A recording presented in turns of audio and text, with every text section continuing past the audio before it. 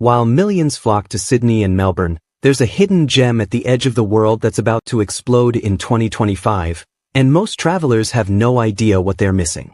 Lonely Planet just named Auckland one of their top 10 must-visit cities for 2025, but here's what they didn't tell you. This isn't about ticking off generic landmarks.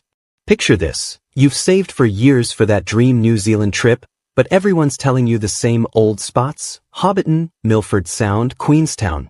Don't get me wrong, those are incredible. But Auckland? Auckland holds secrets that even locals don't fully appreciate. Here's something that'll blow your mind. Auckland offers more coastal walkways than any other city in the entire southern hemisphere. We're talking about a modern metropolis where you can summit a volcano before breakfast, sail past dolphins at lunch, and sip wine on a private island by sunset. All in the same day. But here's what travel bloggers won't tell you about timing your visit. 2025 is bringing changes that'll either make your trip legendary or leave you in endless queues with confused tourists. So whether you're planning your first visit or coming back for round 2, these are the 10 places you absolutely cannot miss in Auckland in 2025. And trust me, number 1 will change how you see this entire city. Number 10 will make you question why you ever considered Napa Valley. Let me tell you about Sarah. She's a 34-year-old wine enthusiast from Portland who almost skipped Waiheke Island entirely.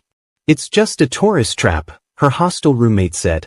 Overpriced ferries to overrated wineries. Sarah went anyway, and discovered 30-plus boutique wineries scattered across one volcanic island, just 40 minutes from Auckland's downtown.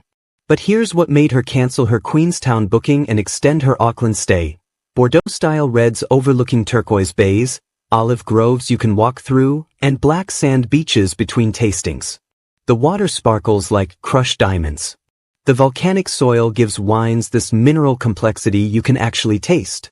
And unlike Napa, you're not stuck in traffic between vineyards. You're biking through them, ocean breeze in your face, eucalyptus trees providing shade. Now here's the 2025 game changer. A new ferry express service launches in March, cutting travel time by 15 minutes and increasing frequency to every 20 minutes during peak season. That means spontaneous sunset trips just became realistic. But here's what the tourism websites won't tell you: skip summer.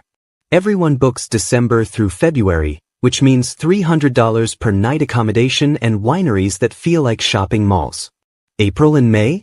Harvest season access. Winemakers actually have time to talk to you, and accommodation drops 40%. You're welcome. If you've ever dreamed of that perfect wine country escape but didn't want the pretension or price tag of Europe, Waiheke is your answer. But if wine isn't your thing, number 9 will literally take your breath away. This black sand beach has a secret that's killed 5 people in the last decade, yet it's still worth every second.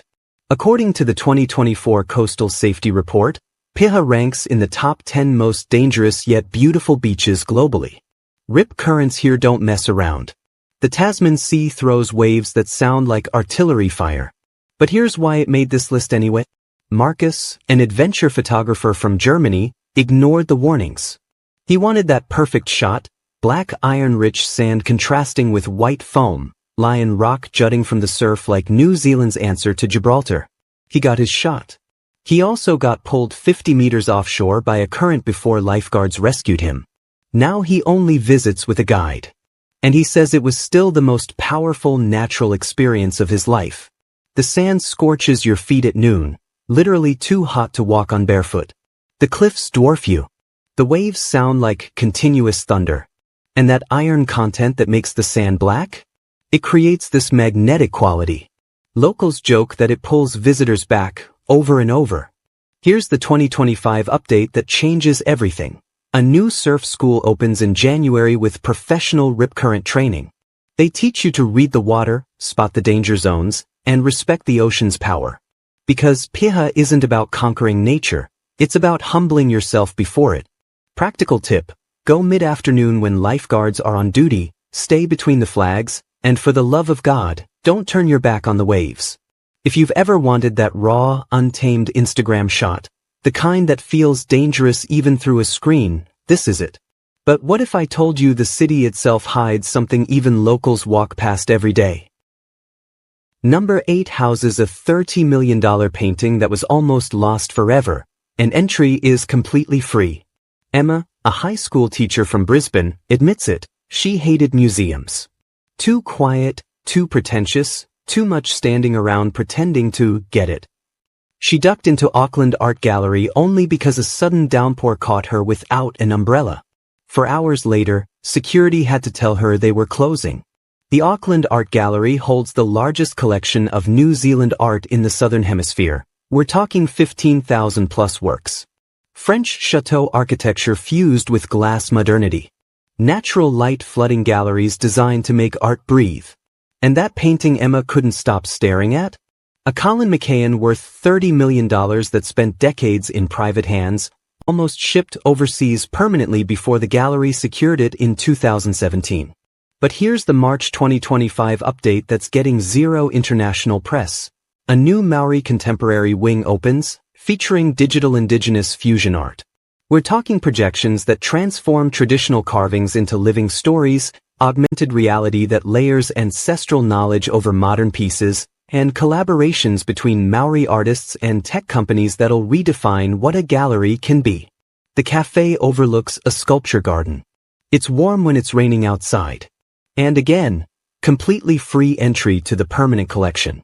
Emma now visits Auckland annually just for this gallery. She's not alone. If you've ever walked past a museum because it's probably not for me, this one is for you. Everyone. All of us. Speaking of hidden treasures, number 7 offers something you literally can't find anywhere else on Earth. Every Saturday, a quiet village 1 hour north becomes a food lover's obsession, and 2025 is bringing a game changer. David and Lisa, a retired couple from Wellington, took a wrong turn on their way to Bay of Islands. Saw signs for Matakana Market. Figured, why not? They now plan their entire Auckland trips around Saturdays. Here's what happens. Fresh oysters shucked in front of you, lemon wedge squeezed, onto your tongue in 30 seconds. Olive oil tastings where farmers explain the soil composition that affects flavor. Artisan cheese aged in caves, Māori hangi bread still warm from earth ovens, organic produce that makes supermarket vegetables taste like cardboard. The smell hits you first, coffee roasting, bread baking, lavender bundles, smoked meats. Then the colors, pyramids of heirloom tomatoes, flower stalls exploding with natives, handmade soaps wrapped in craft paper. Then the sounds, live acoustic music, vendors calling out samples, laughter over wine barrels converted to tasting bars. Cuisine magazine voted it New Zealand's best farmers market 3 years running, 2022, 2023, 2024. And now, February 2025 brings the permanent food hall. Open 7 days a week, which means you can finally stop planning your entire trip around a Saturday. But here's the insider move. Still go Saturday for the market energy. Arrive by 9 a.m. Bring cash, best stalls don't take cards. Then hit nearby Matakana wineries for afternoon tastings. That wrong turn David and Lisa took? Best mistake of their retirement. If you've ever craved that authentic local experience, the kind where tourists are outnumbered by residents, where food tells stories, this is your place. But if you think this is impressive, wait until you see what nature carved into Auckland's backyard over 30 million years. Number 6 isn't technically in Auckland, but missing this 2.5-hour drive would haunt you forever. Jennifer, a self-proclaimed arachnophobe who feared caves more than spiders, almost didn't go. Dark enclosed spaces filled with insects? Hard pass. But her partner convinced her, just trust me this once. She cried. Tears of awe, floating in absolute darkness under what looked like an alien galaxy. Here's what happens. You board a small boat. Lights go out. Complete darkness. The kind your eyes never adjust to because there's literally zero light. Then your guide pushes you into the cavern system and thousands, tens of thousands, of blue-green bioluminescent lights above you. Glowworms, actually fungus gnat larvae, hanging from cave ceilings like living stars. The limestone formations around you took 30 million years to form. The silence is absolute except for dripping water. And those lights, they pulse. They breathe. It's like floating through space, Jennifer said. But space is alive and watching you. Planet Earth 3 featured these caves. UNESCO World Heritage application filed in 2024. And the May 2025 update? New luxury cave tours with underwater photography opportunities. They're installing waterproof camera stations so you can finally capture what was previously only in memory. Book 3 weeks ahead minimum. They're limiting numbers to protect the ecosystem. Combine it with Hobbiton if you're doing the Lord of the Rings pilgrimage. And yes, waterproof phone cases are mandatory. If you've ever wanted to feel small in the best way possible, cosmically, beautifully small, this is your moment. Now, back to Auckland proper, because number 5 proves this city defies every expectation. A volcanic island that emerged from the ocean just 600 years ago, and you can summit it before lunch. Tom teaches geology to teenagers who think rocks are boring. Then he brings them to Rangitoto. One student, after touching lava fields younger than some European churches, changed her major to volcanology. She's now studying in Iceland. It broke her brain, Tom says, in the best way. Here's the thing about Rangitoto, it's Auckland's youngest volcano. Last erupted around 1400 AD. That means when this island exploded from the seafloor, the Renaissance hadn't started yet. The Māori watched it happen. There are oral histories of the eruption passed down through generations. And now you can walk on it. The ferry from downtown takes 25 minutes. Then you're crunching across black volcanic rock, native forest somehow growing from bare stone, following the trail to the summit. 630 steps. Your calves will complain. But that 360-degree view. Auckland sprawled behind you. Hauraki Gulf Islands scattered like jade pieces on blue silk. Extinct volcanic cones dotting the city, reminders that you're standing on the Pacific Ring of Fire. And beneath your feet, rock that's barely older than your great-great-great-great-grandparents. The Summer 2025 update? Department of Conservation is launching guided night walks. Experience the island under stars, learn about nocturnal wildlife, understand why Maori considered this place tapu, sacred. Ferry costs $40 round trip. The island is free to explore. Pack water, snacks, and sunscreen. There's minimal shade. This is a 2 to 4 hour adventure depending on your pace. You know that feeling when you walk where no ancient civilization ever stood? Where human history is just a whisper. Rangitoto gives you that. But its views are just the warm-up for number 4. 328 meters high, no harness safety net, wind at 80 kilometers per hour, and people pay $200 to walk around the outside edge. Michelle was afraid of heights. Deathly afraid. Couldn't even look over balconies without her stomach lurching. For her 40th birthday, she decided, either face this or live with the fear forever. She describes it as facing mortality and feeling truly alive for the first time in years. Here's what the skywalk involves. Harness attached to an overhead rail, but no safety net below. You walk around the exterior perimeter at 192 meters high. Glass floor sections force you to look down at cars the size of ants. Wind threatens to knock you over. They cancel if it exceeds 70 kilometers per hour. The entire city sprawls below like an architectural model. Thrillist ranked it the 3rd most terrifying tourist activity globally in 2024. Behind skydiving and shark cage diving. But here's what Michelle realized. Unlike skydiving, you have time. Time to breathe. Time to notice your body's response. Time to consciously choose courage with every step. The Sky Tower is the tallest structure in the Southern Hemisphere. From the observation deck, which doesn't require the walk if you just want views, you see everything. Literally. Waitemata Harbour, both coasts, volcanic cones, islands. On clear days, visibility extends 80 kilometers. April 2025 brings the new sunset wine pairing experience at Orbit, the revolving restaurant level. Floor rotates 360 degrees every hour while you dine. 5 courses, New Zealand wines, and slowly shifting views. For those with acrophobia, Orbit dining doesn't feel as exposed. Observation deck has solid walls. Or they offer virtual reality experiences of the skywalk if you want the adrenaline without the actual height. Book sunrise slots for fewer crowds. Weather permitting, but they include reschedule insurance with every ticket. What's that one thing you said you'd never do? For Michelle, confronting it became the highlight of her year. If heights aren't your limit, number 3 will test a completely different boundary.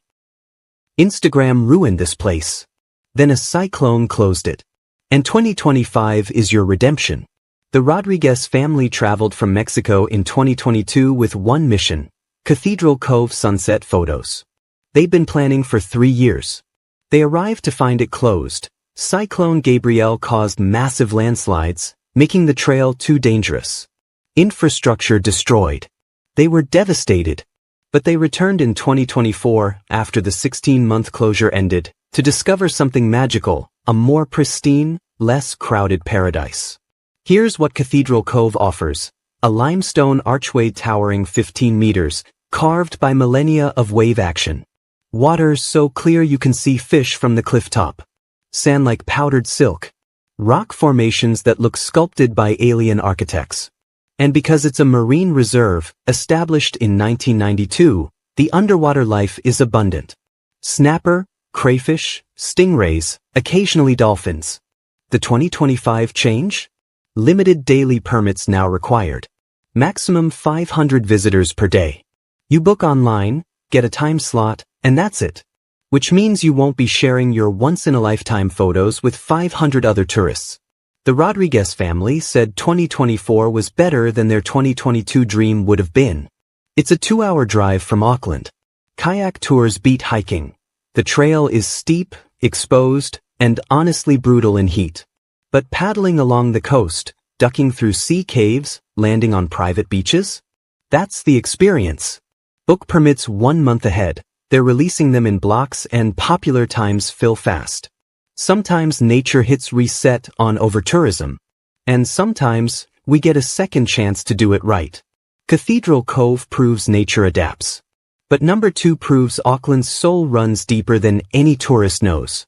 New Zealand's oldest park sits on a volcano, houses 4.5 million historical items, and holds the key to understanding a culture most visitors completely misunderstand. Hina works as a Māori cultural ambassador at Auckland Museum. She watches thousands of tourists rush through in 45 minutes, checking it off their list. Then one couple, elderly, quiet, from Japan, spent 6 hours. They attended 2 guided tours, watched 3 cultural performances, sat in the carved meeting house for 30 minutes in silence. They wrote her a letter afterward. It changed their entire New Zealand journey, they said. Made them realize they'd been tourists when they should have been students. Auckland Museum holds the largest Maori and Pacific collection globally. We're talking ceremonial war canoes 25 meters long. Carved meeting houses you can actually enter, with permission, with respect. Town treasures, dating back over 1,000 years. Cloaks woven from feathers, weapons that saw actual battles, navigation tools that crossed the Pacific using only stars and waves. The haka performances vibrate your chest.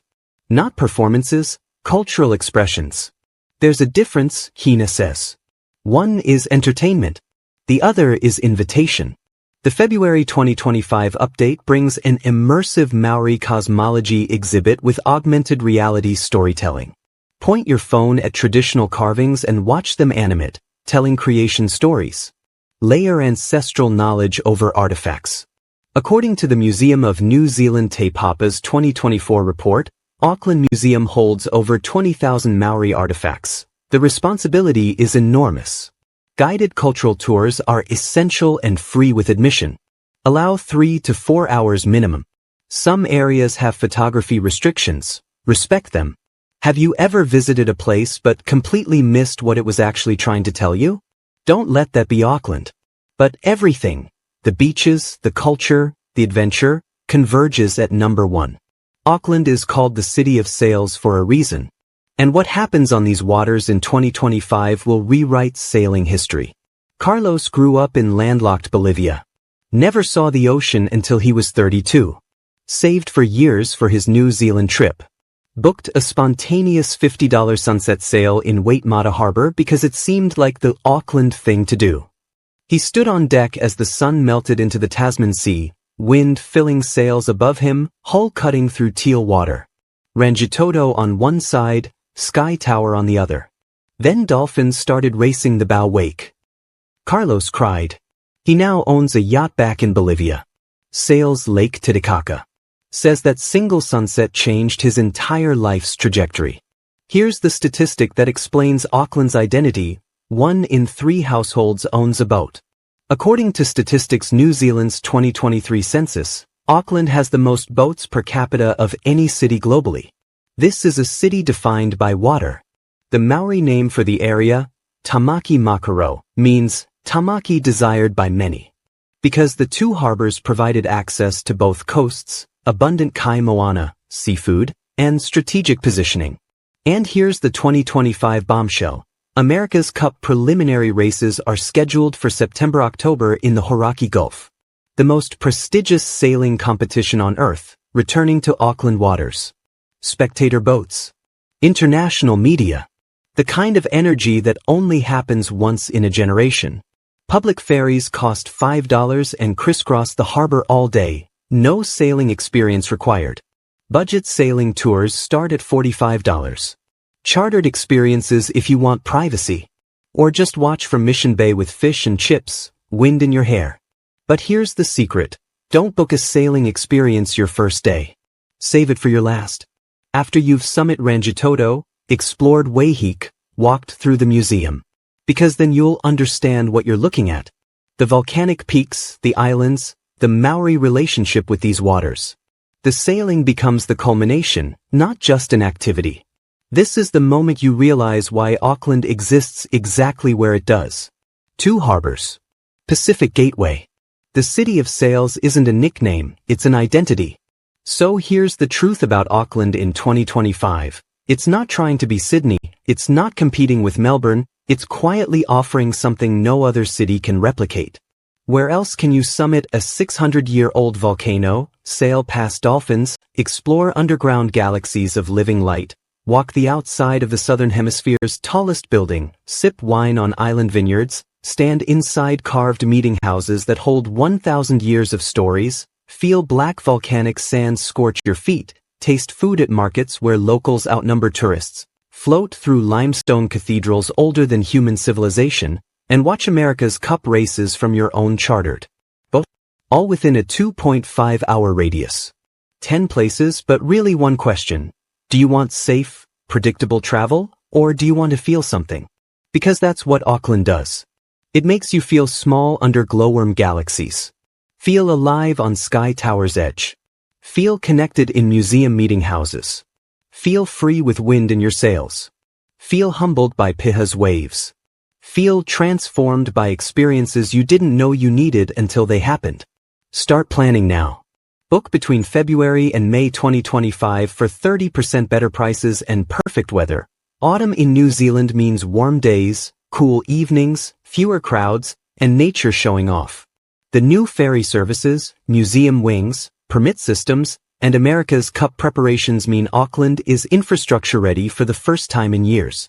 But here's what I need to know. If you could only pick 3 of these 10, which would you choose and why? Because your answer says more about what kind of traveler you are than any personality quiz ever could. Are you the adrenaline seeker who picks Sky Tower, Piha, and Cathedral Cove? The culture enthusiast who chooses the museum, Matakana, and Waiheek wineries? The nature lover who wants Rangitoto, Waitomo, and sailing? Drop your 3 in the comments. Defend your choices. Start arguments. Tell us what your Auckland would look like. And if you've been to Auckland, what did we miss? What's your hidden spot that tourists walk right past? That secret beach, that unknown cafe, that lookout only locals know? Because the best travel advice doesn't come from guides like this. It comes from people who've actually been there, made the mistakes, found the magic. Share your Auckland secrets below. Help the next traveler have an even better experience than we described. Next week, we're exposing why everyone's booking flights to Auckland but arriving in the wrong month. The timing mistake that ruins itineraries, wastes money, and misses the best experiences entirely. You won't want to miss that. Until then, start planning. Auckland in 2025 isn't just a destination. It's a test. Are you ready?